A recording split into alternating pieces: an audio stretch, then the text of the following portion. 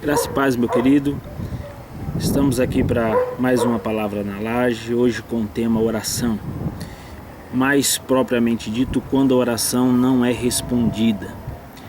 Quando nós oramos e Deus responde as orações, tudo é uma benção. Nós damos testemunho, nós nos alegramos acerca de Deus ter nos respondido. Mas e quando Deus não responde? E quando a gente ora e a nossa oração não tem resultado?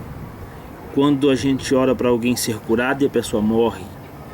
Quando a gente ora para que a pessoa prospere e ela não prospera, ou pelo contrário, piora a situação? O que acontece? Por que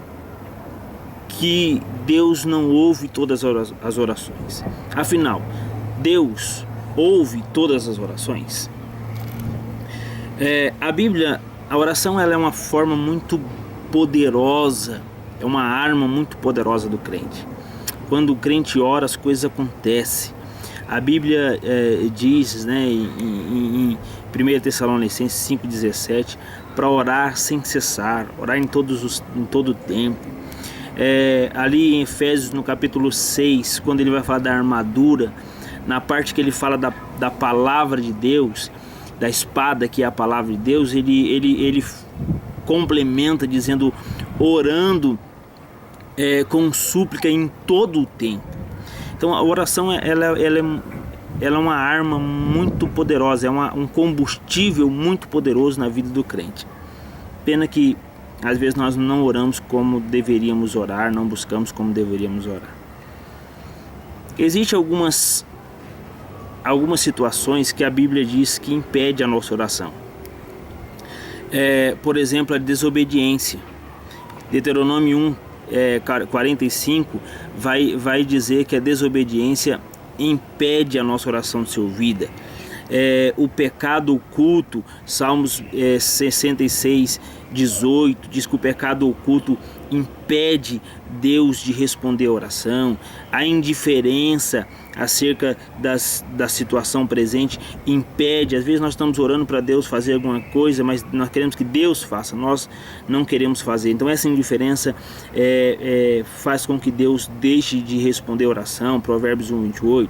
O desprezo à palavra de Deus, o desprezo, ou seja, a desobediência acerca da vontade de Deus. Nós vamos ver isso em Provérbios 28:9.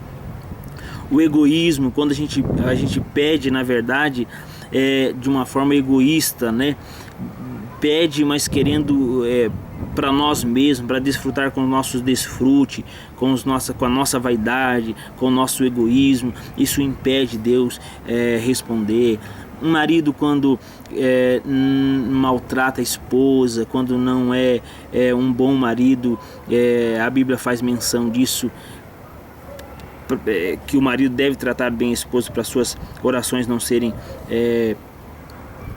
rejeitadas. Enfim, há muitas situações que impedem realmente Deus agir, Deus trabalhar. Mas eu gostaria de falar hoje propriamente de uma situação em específico. Está no Evangelho de João, no capítulo 15, versículo 7. O Senhor disse assim: se vós estiverdes em mim e as minhas palavras estiverdes em vós, pedireis tudo o que quiseres e vos será feito. Bom, se a palavra não mente, se ela é a palavra do Senhor, se ela não volta vazia, se ela diz que se Cristo estiveres em mim, se eu estiver em Cristo e as palavras deles estiverem em mim, eu vou pedir o que quiser e será feito. De uma forma mais simples, mais popular, é condicional essa resposta de Deus. Depende de alguma coisa. Primeiro depende de nós estarmos em Cristo. Inclusive é interessante de percebermos que as pessoas que não vão para o céu, que vão ouvir da parte do Senhor, apartai-vos de mim, não são as pessoas que nunca conheceram Jesus. Foram as pessoas das quais Jesus nunca conheceu. Então o que tira a pessoa da presença de Deus não é o fato da pessoa não conhecer Deus, mas sim de Deus não conhecê-lo. Quando a pessoa impede Deus conhecer a pessoa de fato, de verdade, em todas as facetas da sua vida, em todas as circunstâncias da sua vida, isso nós vamos fechando as portas do nosso coração para que o Senhor entre e devido a isso ele não tem conhecimento, acesso às nossas vidas, e nós impedimos que ele entre. Em algumas áreas das nossas vidas nós proibimos de Deus mexer, proibimos que ela seja vista por Deus, que ela seja trabalhada por Deus, e isso impede realmente do agir de Deus. Então, primeiro, meu irmão, se você tem orado e Deus não tem respondido, você está em Deus, você está na vontade de Deus, você está no centro da vontade de Deus. De repente você ora para alguém curar, mas Deus quer levar, e você tem que saber se você está orando de acordo com a vontade de Deus. De repente você tem orado querendo ir para lá, mas Deus não quer que você vá para lá, Deus quer que você vá em sentido oposto, e as coisas não funcionam. Não funcionam porque você não está em Deus, você não está na direção de Deus, e as palavras de Deus estiverem em você. O quanto você tem de Deus, o quanto você se alimenta de Deus, o quanto você absorve da palavra de Deus. Quanto? Porque quando nós conhecemos a Deus, nós pecamos menos. Quando nós conhecemos a palavra de Deus, nós pecamos menos. Quando nós conhecemos a palavra de Deus, nós sabemos agradá-lo de uma forma mais eficaz. Nós amamos mais quando nós o conhecemos mais. O quanto você tem de Deus. Algo interessante aqui, meu querido, que ele fala: se vós estiverdes em mim. Há um texto da palavra de Deus que diz assim: aquele que está em Cristo é nova criatura, as coisas velhas passaram, tudo se fez novo. Tem muito crente, irmãos, que não tem nada de novo, nada. Ele vive o velho todos os dias, porque ele não está em Cristo. Ele mas não está. A mesma coisa acerca do poder de Deus, do batismo com o Espírito Santo como segunda bênção, da plenitude do Espírito Santo. Às vezes a pessoa é de Deus, do verbo ser, ele mas as coisas não mudam muito porque ele não está em Deus. Perceba uma coisa, meu querido, eu nasci em Dourados, Mato Grosso do Sul. Eu sei que na minha cidade, na cidade em que eu nasci, tem coisas maravilhosas lá. Primeiro, a poluição praticamente é zero em relação a São Paulo. O trânsito lá deve ter algum, porque a cidade já está bastante grande, mas não chega nem ao perto de se comparar com o trânsito de São Paulo. As comidas são mais saudáveis, as carnes são mais saudáveis, e isso não muda. Eu sou mato-grossense, eu nasci em Dourados, nasci em Mato Grosso. Isso não vai mudar, embora eu não estou em Mato Grosso, eu estou em São Paulo.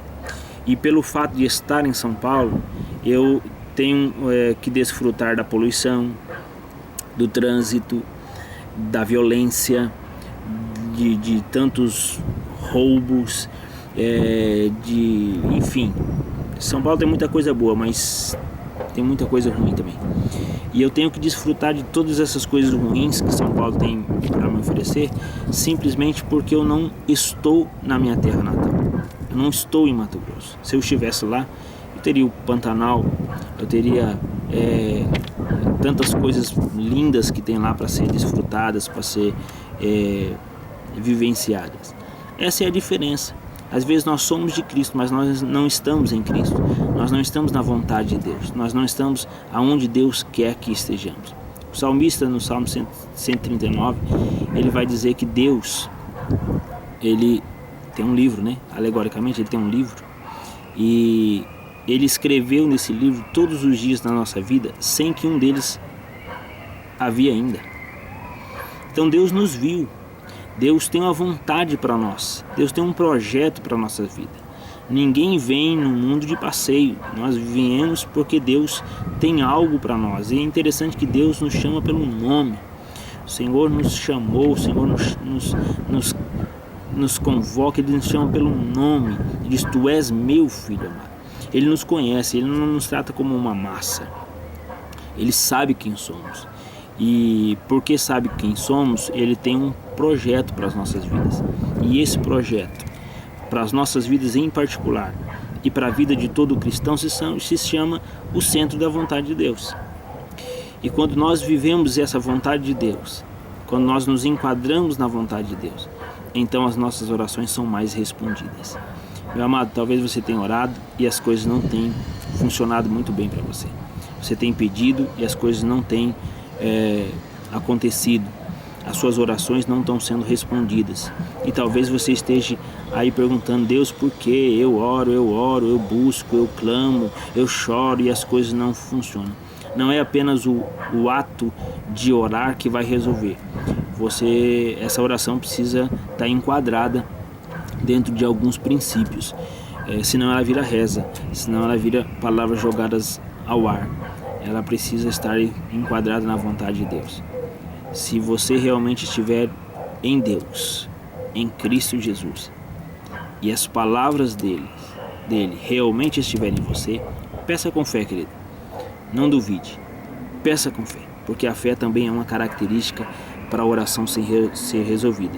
Aquele que é como a onda do mar não vai receber nada, não.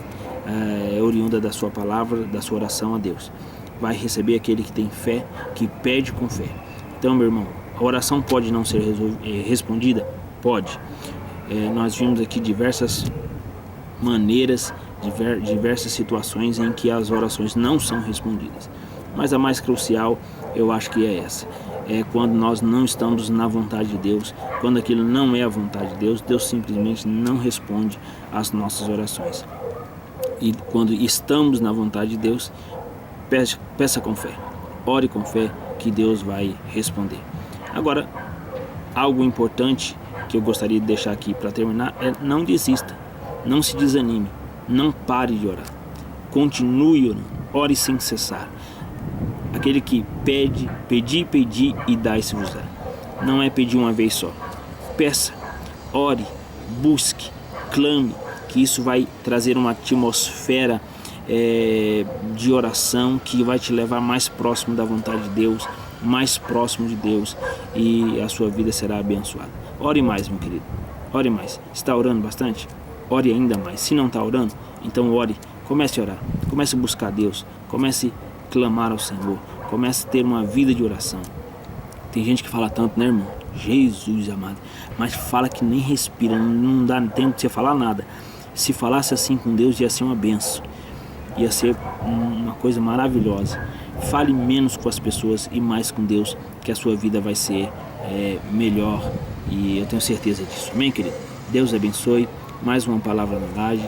A oração bem sucedida, a oração bem estruturada é aquela que Deus não responde. Amém? Deus abençoe a sua vida. Continue orando. Fale mesmo. Ore em tempo e fora de tempo. Ore de verdade, em todos os tempos, em todos os momentos. Clame a Deus. Tenha um espírito voltado à oração, e a sua vida vai melhorar. Amém? Em nome de Jesus. Ore em nome de Jesus, que as coisas vão funcionar, né? Tá ruim? Ora que melhora. Um grande abraço, querido. Deus abençoe a sua vida em nome de Jesus. Conte com as minhas orações.